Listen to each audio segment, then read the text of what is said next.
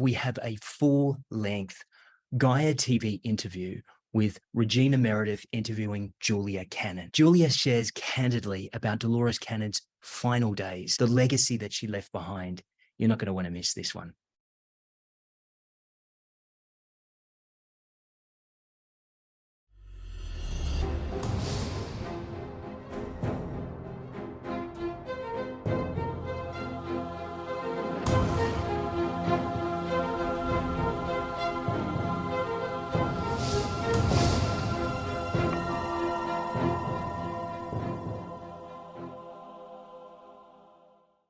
As many of you know, the great Dolores Cannon passed away last year in 2014, but her work lives on.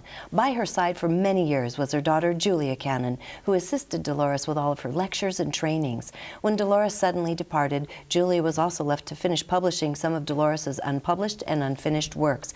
She's here with us today to speak about her mother and one of her last books, Hidden Sacred Knowledge. And there will be more books beyond that. We still have Convoluted Universe 5, and we'll talk about all that in a bit. But welcome, and this is a big deal for you. Yes, it is. You're stepping into your mother's, well, you know what? I started to say you're stepping into your mother's shoes. You're not. You have your own shoes. Yes, and that is my conundrum, is I'm stepping in her shoes, but I am in my shoes, and that's kind of my where do I go?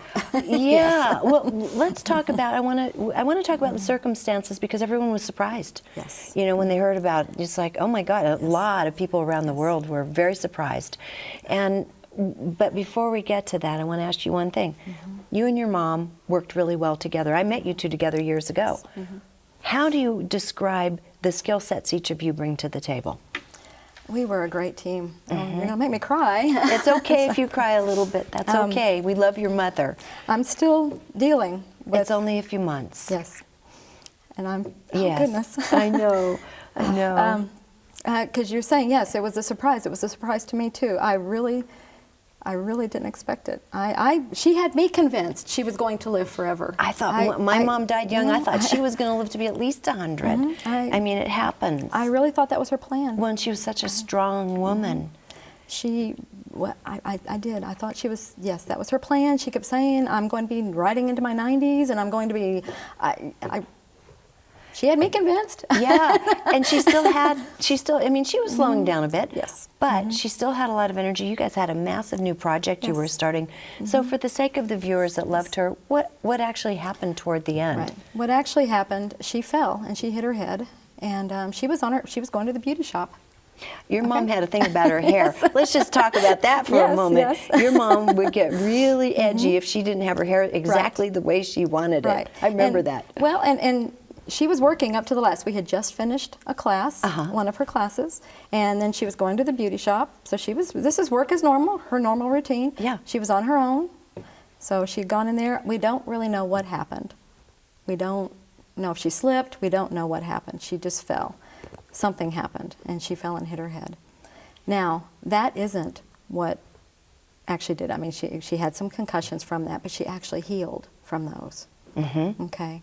And I was calling on all the healers around the world, and she actually healed from those. But it was something to do with the hospital stay. Actually, it was like I think what it was, and this is what had to happen to convince me that it was her time and it was her decision. Because, like I said, I was calling on all the healers and everything, that things were happening piecemeal and one at a time. And all those were getting healed as I was requesting help.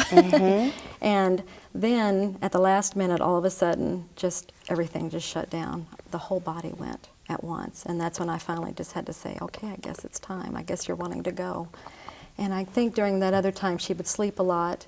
And I think she was counseling and conferring and going back and forth between dimensions and with other realms and such. Right, and a lot of people were telling me that they were, seeing what she was doing. She was reaching out to them, and they were tapping into her. And she's a very powerful being, and she had quite a reach. Yes, exactly, and that she was deciding that she could do more from the other side, that it was time. And those are the messages that were coming to you? That were coming to me, yes. That there was just much more that she could do. She was just at a pivotal point. It's like, do I stay and keep doing what I'm doing? It was like, it was just, she could do so much more if she would just go. Well, So, and she would not be limited energetically by a Right. body that is going through what we all go Right. through, the aging process. Absolutely, and we had just gotten to the point where her body was saying, I have to stop traveling so much. And we had just done, I had just gone on a trip where we had decided that she shouldn't go on it, and it was the first one where I had done it, and we were doing her by Skype. Oh. And she actually got depressed. And she's like, I should be there with you doing it. Yeah, that's her And- thing. But look how beautiful that is, though. Mm-hmm. She pushed the little chick out of the nest before this happened. Right. And that sounds like that was pretty critical It was. for you but- to have to step into that, even though it was, she didn't give you a lot of training, No. in terms of time to adapt to your new role. It's not like you'd been doing it for a year or two. You just Right. stepped into I it. stepped into it, and okay, we saw we could do it. And it's like, okay, this works. We've got a new platform here. Okay, we can do it. And then, okay, she goes. It's like, hey, hello. Now you can, and now you have to do it. Yeah. Now, okay, so back to that question at the beginning.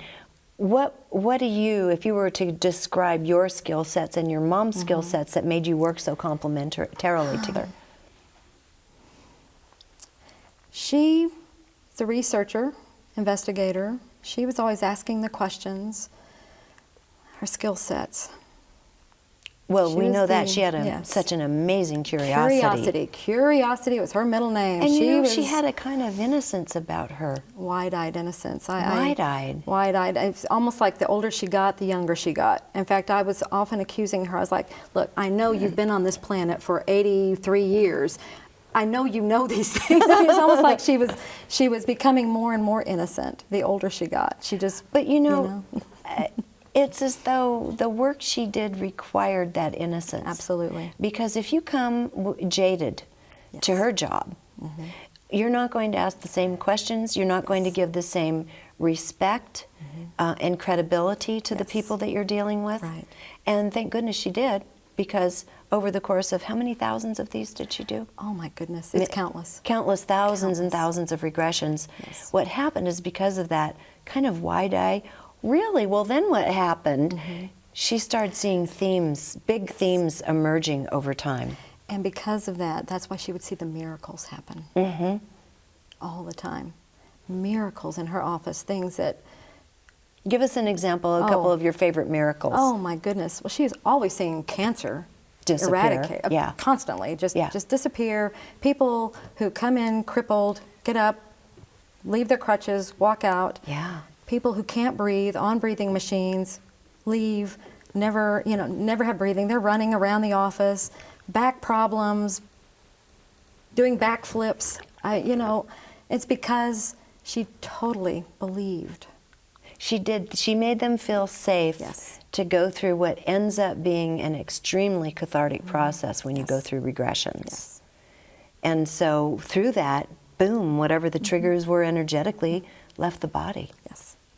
It's amazing. Okay, so now you tell us what your piece of that was, because you were a team. We were a team. I think what I brought structure. I brought humor. I kind of kept her in line. Yeah. I somehow we made a comedy duo. Is all I can. I'm not really sure. I kept feeling like I'm. Some days I wasn't sure what I brought, but somehow we just made a comedy duo here, and we just complemented each other. And in the midst of all of this, you were absorbing all and witnessing all of this. So you absorbed a tremendous amount of knowledge, and then you started seeing patterns too. I started seeing patterns as well as developing my own abilities. It was just absorbing, and it was just a wonderful environment to grow and be nurtured in, I guess. And the classes and the courses and such, those go on. Absolutely. I mean, with or without Dolores, those are what is being offered so that other people can help assist others in bringing their subconscious information forward. We, 2002, I believe it was, she started teaching. She got guidance to start teaching her method because she was told long ago, there's only one of you. And more people need these sessions. Only, you can't do all the people that need these sessions. And so you need to teach. And so she started teaching this. And we've been teaching all these years. And they've been growing in popularity. And then about a year and a half ago, we got, well, longer than that, we got the guidance to start putting them online. So we started recording the classes and we started creating the platform. And then about a year and a half ago, we started them online. And thank God you understand structure, so yes. you can allow this yes. to actually come to fruition. Yes, absolutely. So that's where, because I do hear them, and that was my guidance, was yes. record these, get this in place, yes. do it now. They kept going, do it now, do it now, do it now. Now I understand the urgency. Yes. I didn't know then what was so urgent. But you listened. I did listen. So amidst all of this, I mean, your mother has to still be coming through to you and others. She's coming through to others. I've had a few dreams, so she's coming through a little bit to me. She's definitely coming through to the practitioners. She's coming through in sessions. Yeah, that's what I was going to say, because that's her thing. Oh, Mama's not going to let go of those sessions. Oh, no, no, no. And it's so wonderful, though. Yeah. She's coming through. There are people that never even met her, yeah. never knew her before, and she's coming. Oh, it's just so beautiful, the stories they're telling. It's just give wonderful. us a story or two of her coming through. Oh, she's just coming through, and maybe they're having a hard time, and they don't know what to do. They're just stuck. Oh, what do I ask here? You mean the practitioner, yeah. And then she's coming in to them, just energetically or whatever, and she just comes to them. And tells them what to do. What to do, absolutely. Or she'll come through the client sometimes and just tells them what to do. And they just know it by her voice, her mannerisms. And we can confirm, yes, that's her. That's how she acts. Yeah, so, your mom was very distinct in her patterns of communication. Yes. And that makes sense where she said, I can do more from the other side. Yes. Because if this regression, and I would say it doesn't hurt anybody to do regression work, whether it's just going back a couple of years to a traumatic event or with your family, or whether it's to go back into other lifetimes, other universes, as some of what we're going to talk about today. There is something about the process of regression that seems to bring up from the subconscious whatever it is you need to look at in that moment, not necessarily what you came for. This was a big surprise to your mom all those years back. Right. People come in saying, I need to lose weight, and boom, they're in Lemuria.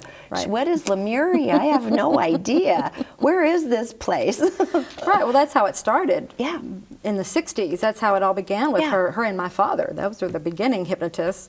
It was beginning with lose weight and maybe anxiety. Smoking. They stopped smoking, absolutely. And then spontaneously went into a past life. But as she's progressed, what the guidance has been is just with the subconscious, using that broader part of ourselves. She just called it the subconscious because she didn't know what else to call it, but it's really our higher self, universal consciousness, oversoul, whatever it is we want to call that larger part of ourselves. It just guides us to what we need to know. Exactly. I mean, I'll talk about it later when we get to that part, but I had a regression by your mom. I went in for one thing, thinking it's modern history, and I ended up way back in a huge event that was very traumatic. And I think this is how it worked for most people. Right. But then there were people along the way that your mom would work with because they were so lucid. When she realized, oh boy, this person's really bringing stuff through.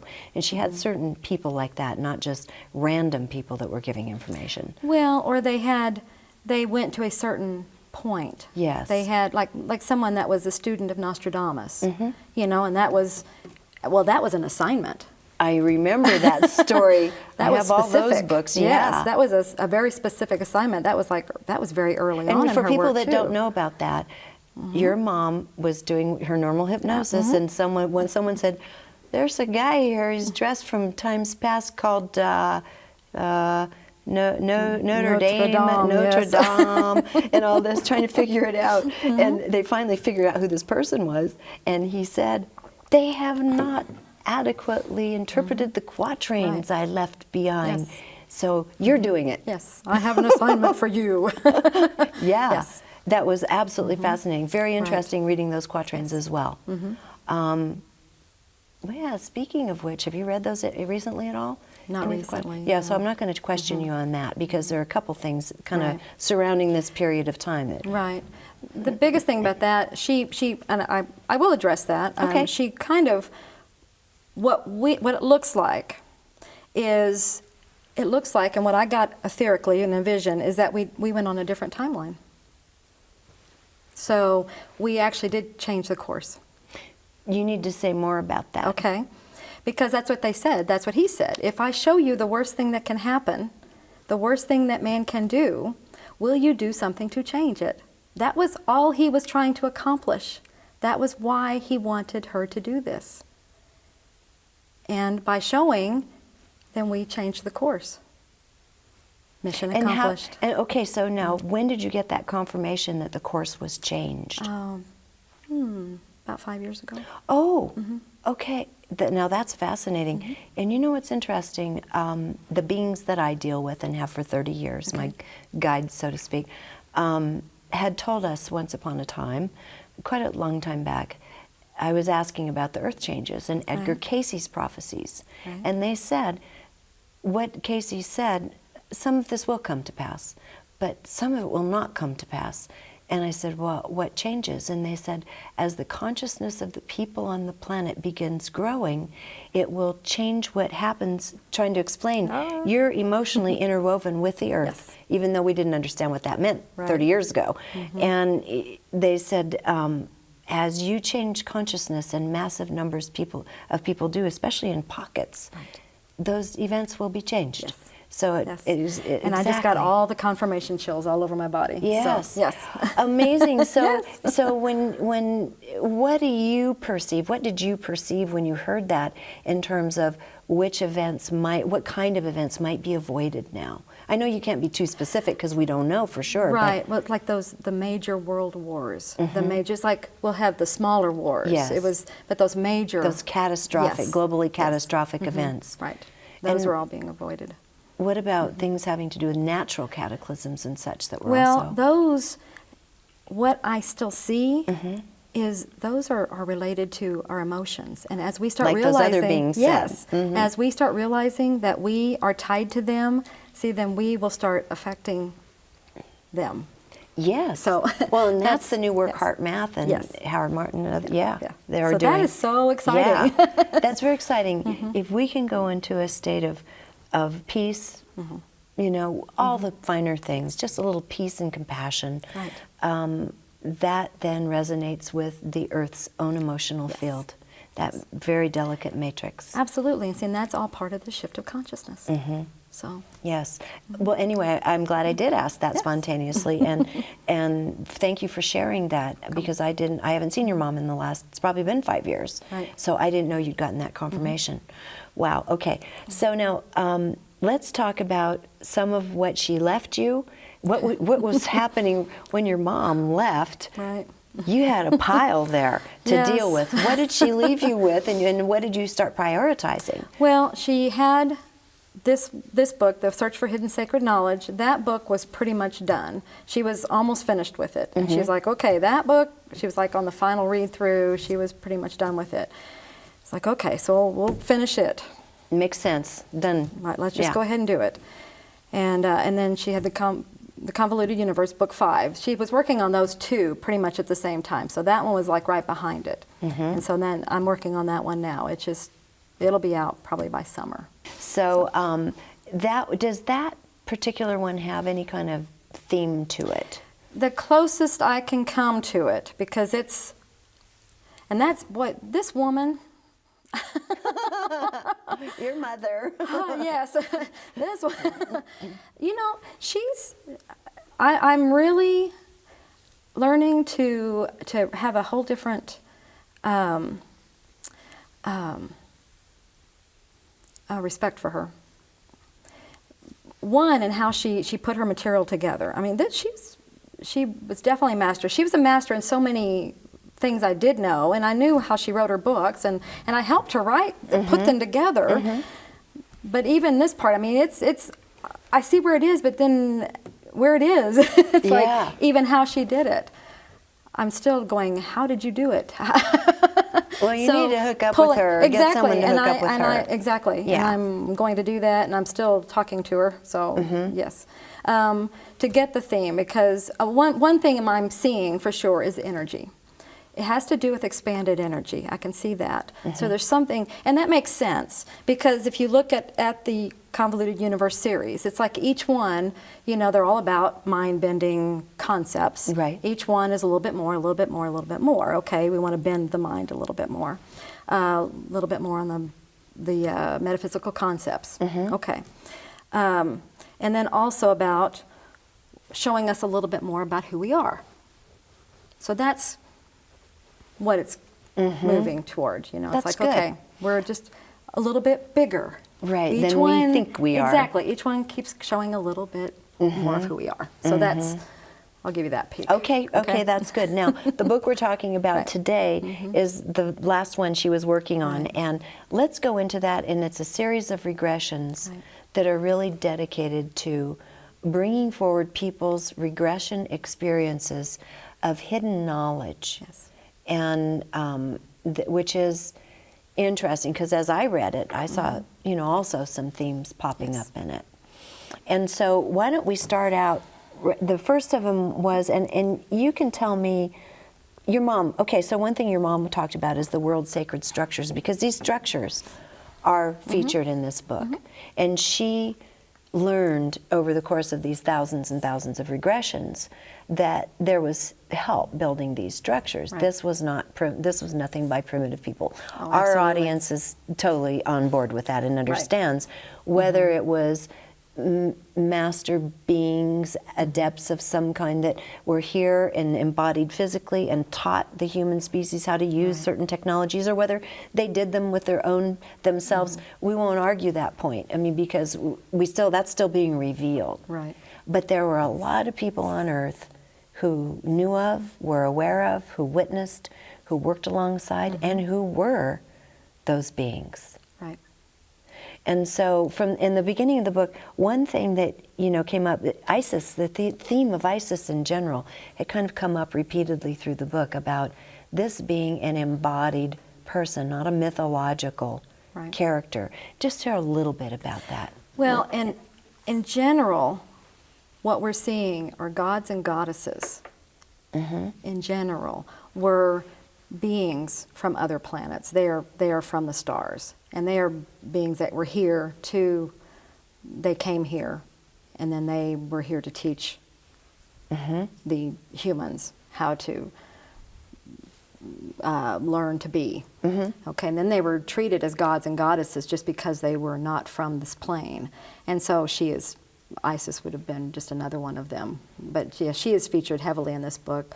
Probably the time element, but maybe just one. I wonder about that too, about why that message, why Isis now? Why is that theme emerging? Well, and I think in the story that was brought up is that she was now, and then she's coming back, as I said, in the end times, but it's also, and then they describe the end times as being explain the end times. Well, they said the end times, not being that it was the end of times, but it was the change of consciousness again. So that being the end of that way of thinking. So I like that is the way that they're describing it, because that's another theme that was in Nostradamus. Yes. Again, they kept talking about the end times, and that was always an issue I had with the Nostradamus books. Was the end times. I didn't like that negativity. But when you read the Nostradamus books, they're actually books of hope. Right. And so I had never seen this description of the end times. Interesting. And I thought that was associated with Isis, what is that end time scenario like? Well, that's what they were saying. I mean, she's the sun goddess, and then here it's the end of, it's a change of consciousness. So here it's like the representation of new consciousness. So were they saying that Isis would be coming back in physical form? That's what's as implying, as a again? human being, yes. That's what it looked like when I was reading it as well. And again, we have to remember that when people are in regression, it's not like you become brilliant or a superhero. You know only what you knew in that day. Yes. And there can be confusion, as I'll explain later on. There can be confusion. You may have misunderstandings at that time. You pass it on. It's not gospel. It's your perception of what was going on in the time. Absolutely. And I think that's where the strength in numbers comes in, because she did so many of them, you start hearing these same themes, like about Isis. That Isis, and the way they described the awe people felt for Isis when they could have a glimpse of her even, that this was a very beautiful, very powerful, Right. regal being. I thought it was interesting. They said that people would come from all over the galaxies to come and learn from her. Yes. But if they were not of the right frequency, that Yes. all they would see was a statue. Yes, that that interesting? is so fascinating. Let's talk about that. Let's talk about with eyes to see in that, because it had to do also with dwellings, temples. Yes. So talk about what was revealed during these, not channelings, but during these regressions. Well, I mean, that's happening all the time. Actually, that even is happening now. They say that will happen within like pyramids and things like that all the time. If you are of the right, I keep wishing I could go into a pyramid and be of the right frequency, and then everything will start opening up. Because they say that's what actually will happen. Yeah, Yes. that's what they're looking for, is the right. The Sphinx will open and everything will happen if That's you're the right. supposed to happen supposedly in our lifetime, Yes. that underneath one of the paws will be Right. revealed the contents, which affects our future greatly. Right, But it right. hasn't been released yet. Right. And I don't know if it's because we don't have eyes to see yet. Right. Yeah, it's when we're ready.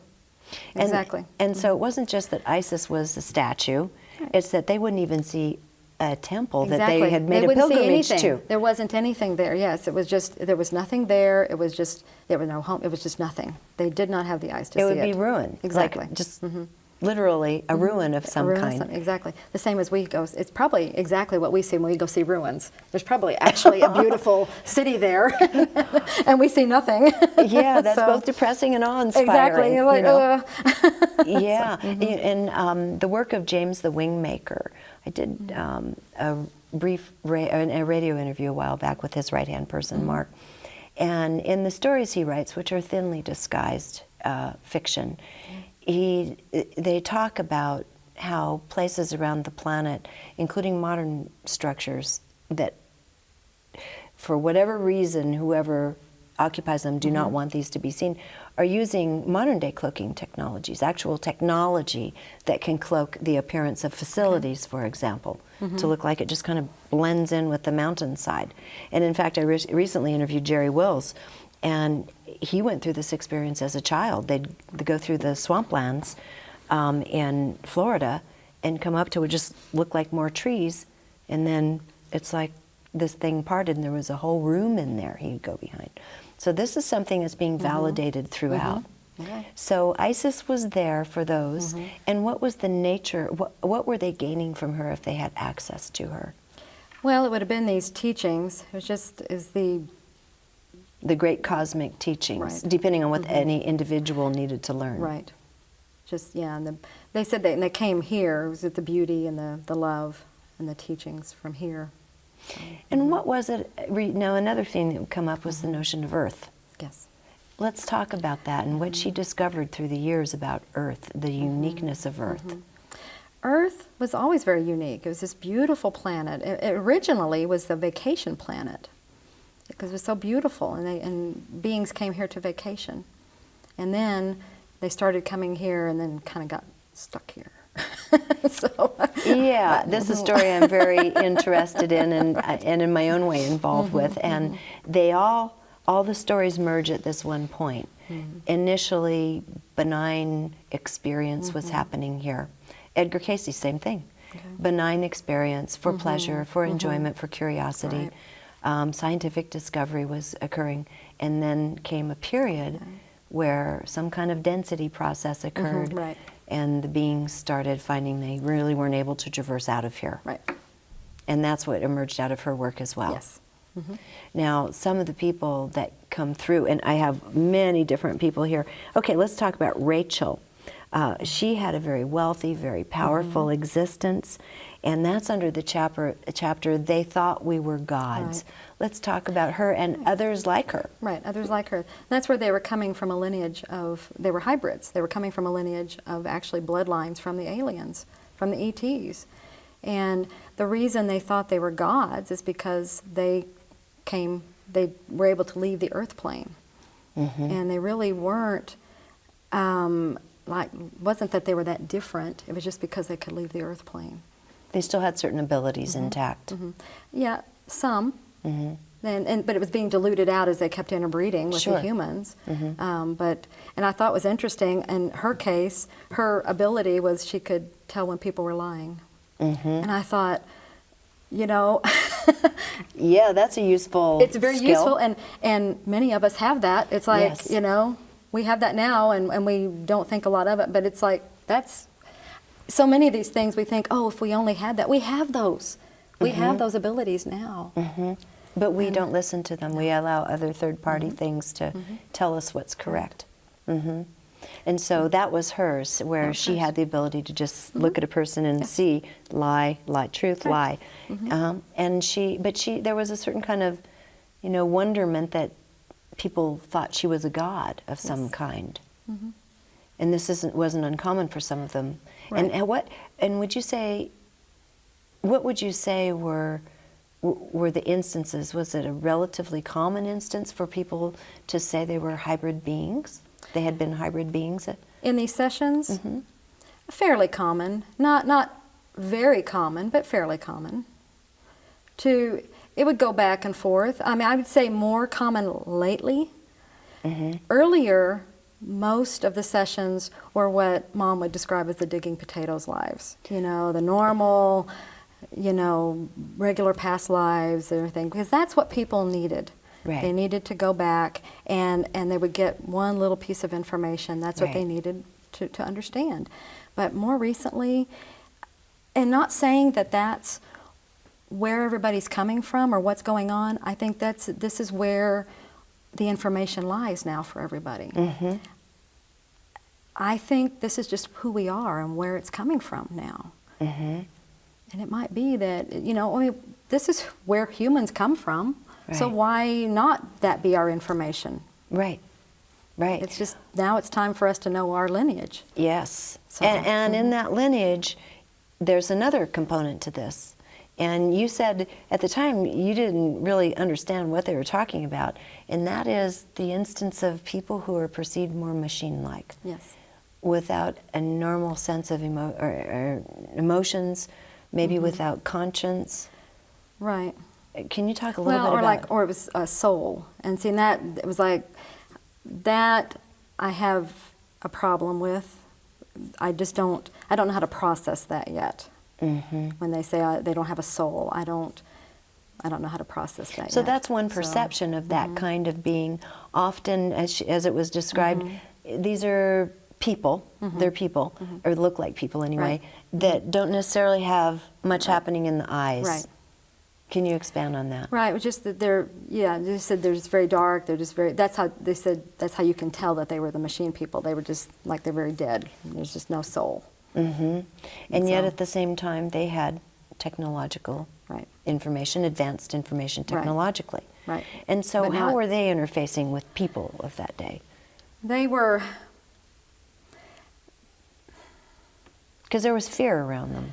A lot of fear, but I think it was basically from that perception, because even now, if we were to meet people that don't appear to have empathy or compassion and no light happening. Right, because that's how we relate, right. You know, on emotions. And so if we come up with someone that doesn't have emotions, we're going to be afraid of them. So there'd be a lot of fear around them. But I believe they were here to learn how to relate. That was what they were here for. They wanted to have the human experience. Another one was this one. Oh, this, I love this, and I want to go to, this was about the right and left side of the body, because that's a phenomenon we can all relate to. And then I'd like to move on to the story of those who were healers of old, and this is a big topic. Okay, so she said common denominators among hypnotized beings is that things that happen on the right side of the body, that was the present, the left side was the past. Yes. So tell me your experience of this. And that's how you deal with, you know, anything, your aches and pains and illnesses, anything like that. That's how you know where it's coming from. That's one way of it telling you. And was that consistent throughout? Absolutely, absolutely. If it's on the right side of the body, it means it's now. It's something that's going on in your life now. Left side of the body, it means it's from the past, the childhood, or from another life. So that gives you an idea. That's very useful information. Very useful. To see, God, why does all this stuff keep happening to my left side, for example, right? Absolutely. And so there she would start digging around, and once they were to the point they needed to be in the regression, say if it came from the past or whatnot, once that was addressed and felt and released, they would experience relief from symptoms. And as you said in the beginning, this was happening all the time. All the time. Yeah. And so how, on the right side, that means just analyze what's going on in our lives right now, Yes. what might be bothering us that we haven't really taken time to look at. Right. Yeah. It's just saying, hey, look at me. Hello. I'm right here. That's what it's, yes. And what did she find throughout these thousands of regressions when it comes to pain and suffering in the human body? Well, those are just messages. They're just messages saying, this is one way that the body can communicate to you, messages from your higher self, from your oversoul, that to pay attention to. That this is something to pay attention to, that you can fix. It's just something that you need to do. Okay? So, because so many of the times we don't listen to them directly. Well, you can, but we don't. No. So the body is to me, it's the path of last resort. Because there's so many other ways we can get the messages. More subtle than before it becomes physical. Exactly. But, yeah, because we can get messages. We get signs all the time. I mean, they can talk to us directly. Right. We can get, somebody can walk up to us and say something to us. That's It's another amazing way. the myriad of ways that the universe can speak with you. Absolutely. So to me, the body, I mean, that's just one more way. That's when you haven't been listening. Exactly. So that's, to me, is the last resort. So that's just one more way. That's the last way. And then that's just So what let's talk about the instance of cancer, because that's like really getting toward the, Yes. Oh, we've yes. been trying to get your attention for a long time. And Yes. so let's talk about just in general, what was some of the phenomena around cancer that came up repeatedly? Right. Cancer is anger. It's suppressed anger. Anger that has been going on for a very long time. And this came out through repeatedly. virtually everyone that... Yes, yes. Okay. It's suppressed anger. And where it is in the body tells you what they're angry about. Okay, so the body part is telling you what it's all about. So, for example, would you go to like Louise Hay's original work or something to find out what's this part of the body mean? Or you could go to my book, Soul Speak, The Language of Your Body. Or you go to your books. Thank you for that. You're welcome. And then find out which part of your body is trying to tell you what kind of message about anger in your life. Yes. Because the body parts, they're very literal. It is so beautiful how it uses the body, and those body parts are very literal in how they communicate. You know, the breasts are about nurturing. Yeah. The cervix is about creation. You know, those are common parts that the cancer goes to. Yes. The gut is about emotions. You know, it's where we hold our emotions. I'm just thinking, well, as far as cancer, the throat, we speak. Yeah. You know, we express ourselves. We have something to say. We're not saying it. You know? Yeah. So those are. So it's like wherever wherever that is, that's what you're angry about. And if they would just speak, but usually they are just holding it inside, and they're like, "It's not my problem. You're the one with the problem," and they just won't speak about it. So there's a lot of repressed stuff in general. Major. That's turning into repressed anger. Exactly, and it's gone on for a long time. And it's just been sitting in there churning and churning and churning and churning and churning and churning, whining on itself and eating now on itself, and now it's cancer. Yeah. But as you said, that can be undone. Absolutely. Release the emotional trauma. Yes, because once that's understood, now in a session, it's done like that. It's immediate. Because in a regression, you're able to make immediate contact to your bigger self. Yes. And you can bring in the healing light. It's all done with white light. And the understanding and the emotional release happens immediately. And you have the understanding and you're able to release. So it's all immediate. But you can do it consciously as well. Right. But like you said, yeah, you have releasing, you have talking. You got to talk. You got to dig down. This. You got to dig down into it. You can't have avoid work it to do. anymore. Absolutely. If you want to get rid of this, you have work to do. Well, and so kind of the classic way in New Age parlance, so to speak, is, oh, everything is fine, and my cells are healing, and all that, and it's really groovy. And your mom found that wasn't true. No. You got to get into the source. You got to get in there, absolutely. There's something. What is it you're angry about? Get in there and get it out.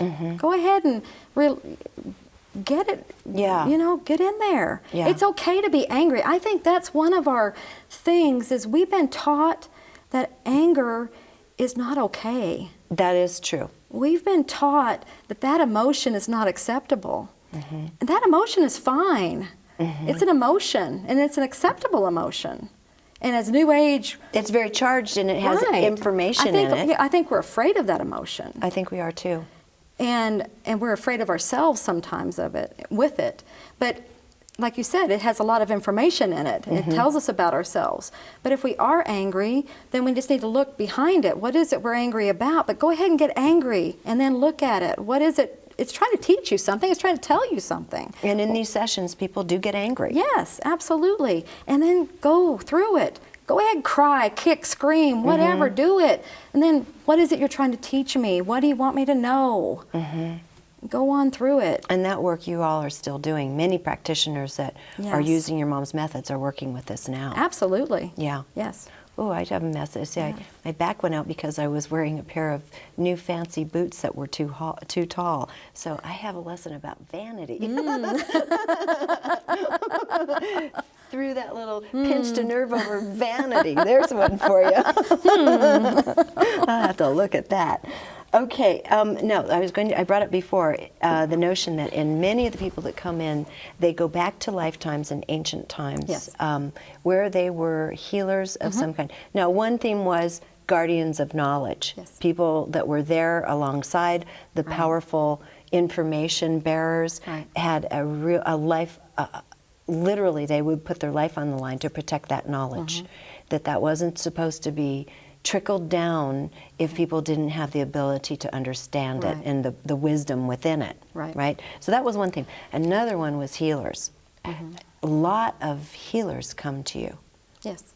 And so there's a common experience they run into, and it happened a couple times in this book. Let's talk about it. You mean like the healers where they're afraid to bring that back? Because that's a lot of us. Well, afraid to bring forth, well, healers or any of their abilities. They may have other abilities as well. Yep. But that's part of it is they were persecuted, they were tortured, they were killed. They had a lot of nasty things happen to them before because of those abilities. And maybe in repeated lifetimes. Absolutely.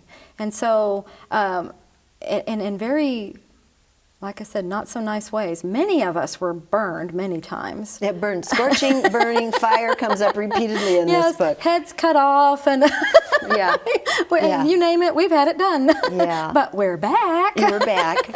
So, it's like, okay. You can only, it doesn't matter. I thought was funny was one of the things as I was preparing, I thought it was funny.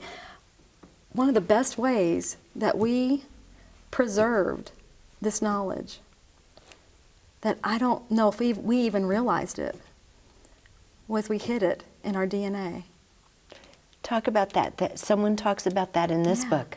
Well, I mean, that's what we did. Yeah. I don't know that we even, it's in our DNA and in our memory, just because. Because we ever lived it at any time at all. It's there. It's there. So there you go. So what's happening is people are starting to open those doors. Yeah. They're starting to remember certain things, and more so, I think we're having urges like, ew, I need to quit my job with the state and start doing Reiki or whatever. Right. People are starting to have very strong urges like this. Right. But back to your other question. That's why some people they were reluctant, or they were like, oh yeah, I have an urge to do this, but I'm afraid, or what will people think, or what will, it's because maybe they... And they're having problems in life because they're stuck, they're not living their truth. Absolutely. And they really need to do something. And a lot of times, that's where they're having the illnesses or things, it's because they've got to move, that's where the body's going, you've got to move in this other direction, you need to get out of this place, and you need to move over here. Those are that's the messages. That's just where the body's just trying to tell them. And a lot of these people that came in because they were having physical problems, and then this lifetime, pre-Atlantis or Atlantis or in ancient times in Europe start surfacing, and that's where they find out that this is what was going on. And part of them has been denying that in their this life. Right. That aspect of themselves. But as you say, it's embedded. It's embedded. So that must have been one of the most common themes your mom saw. Yes. Was the fear to bring who we are forward. Yes. We are in challenging times on a physical level. I mean, things are changing. Right. And that might be why all these people who have been living lives as, herbologists and healers and seers and so on in the past are resurfacing at this point in time.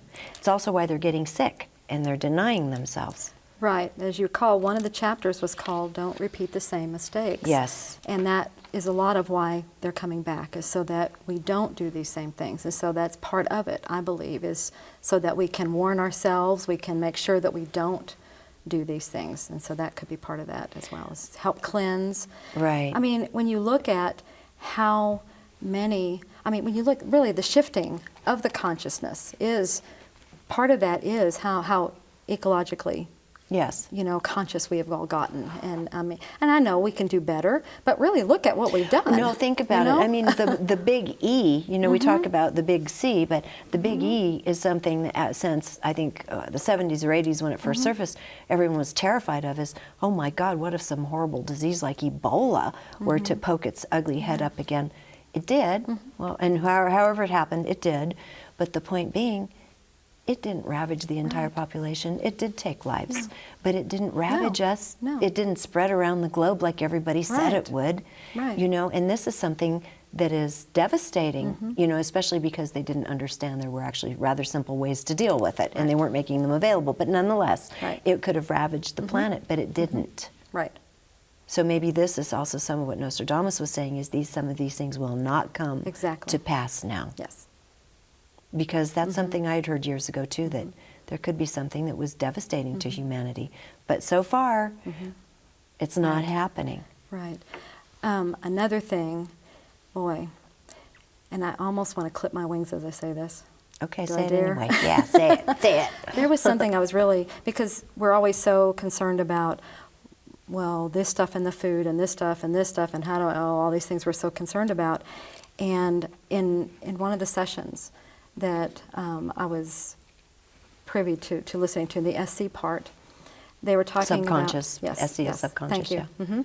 When it was talking about, it said, you have to understand that as your frequencies raise, you are actually above these things now. Yes, thank you. you. And these will not affect you anymore. Thank you for sharing that. And I mean, it's a complex thing we're going through as we're changing. I totally agree with that. That the frequency of some of the things that we keep going on about, oh, this will kill you, sausage, it'll kill you. Yeah. No, not necessarily. But every body is tuned differently and in its different stage of advancement. Because we are moving into a stage where our digestive systems will change because our frequencies change, because our needs for certain kinds of foods change. Right. So, I mean, fearing putting everything in our mouth, yet... Yes. And that is the biggest thing, is fear. The fear of it. Fear. And so it's like, that's what, let go of the fear. Just don't fear these things. Don't fear it. Yet at the same time, things like gluten, our body, it's been manipulated. Yes. It has been, I mean, you have a lovely fluffy croissant and it may have had up to 60% gluten added to it to make it light and fluffy. Right. Not like the original heirloom wheats, heritage wheats and so forth. So we do have to be aware that, there are some things our bodies just don't dig. Exactly. And if you swell up and feel terrible and go to sleep, well, don't eat that food anymore. Right. But other than that, there's nothing to fear. Exactly. That's a really important message. I think that's do we dare say that's the biggest message? Yes. I think it is. Fear is the exactly. big, I feel like that's one of my missions on earth, is to eradicate fear. Yes. I just, that to me is biggie. That's major. Just stop fear. Yes, and your mom was big on that too. She said there's nothing to fear, and she had to coax people through all their fear and all these regressions. Yes.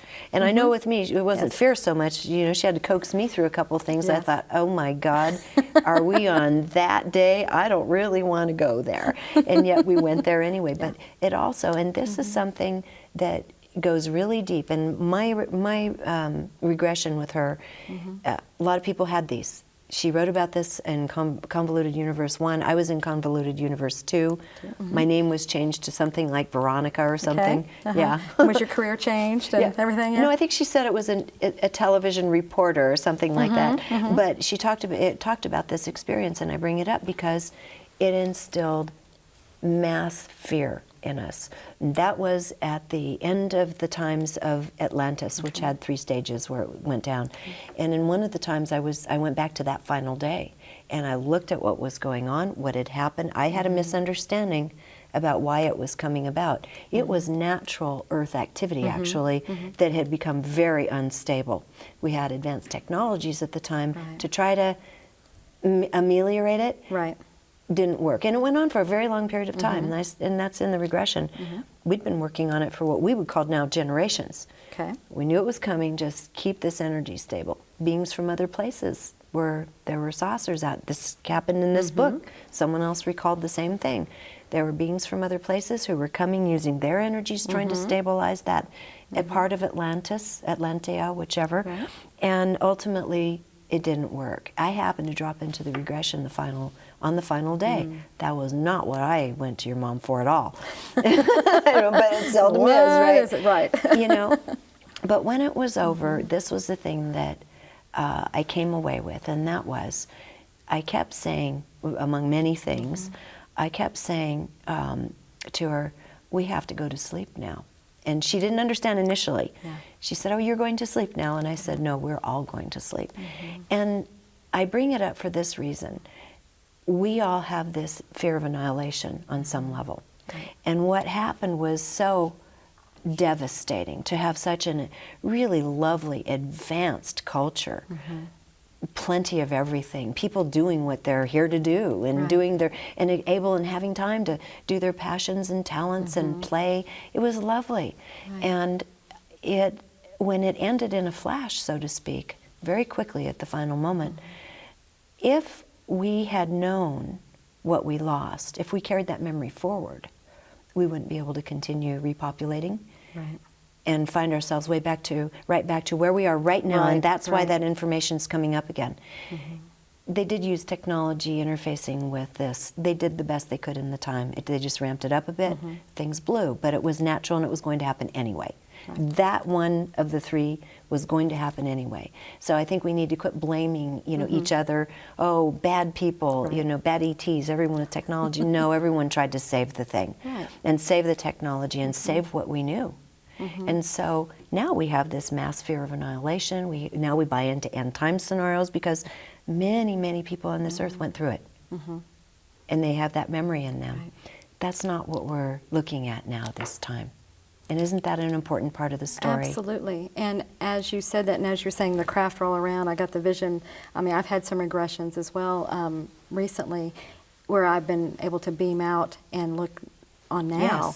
And you see all these craft around now. They're everywhere. Exactly. They're just like, it's standing room only watching what's going on. Exactly. It's so true. This is the greatest show in the universe right now, and all that has to happen is for us to drop the fear and just say, oh, okay, we're doing it, And thanks to you and all the people, how many people are now doing your mom's work out there? Oh, it's over 5,000. Over 5,000 that we've trained. Yeah. Fabulous. And continuing to train. Do they find everyone through DoloresCannon.com? DoloresCannon.com. Okay, and I'll mention that again in a sec. Very good. You know what? It's so lovely to sit with you, and I think that you don't need to fill your mom's shoes. You just have to fill your own. Thank You're you. on your way, girl. You guys are doing great work.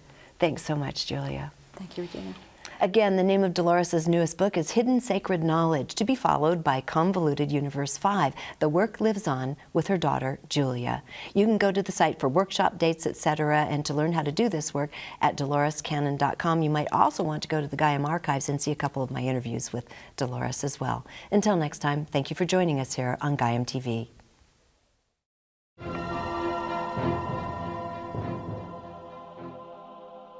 Thank you for watching this incredible episode of Open Minds, only on Gaia. For more incredible interviews like this one, please click the link in the description where you can sign up for a 7-day trial with Gaia.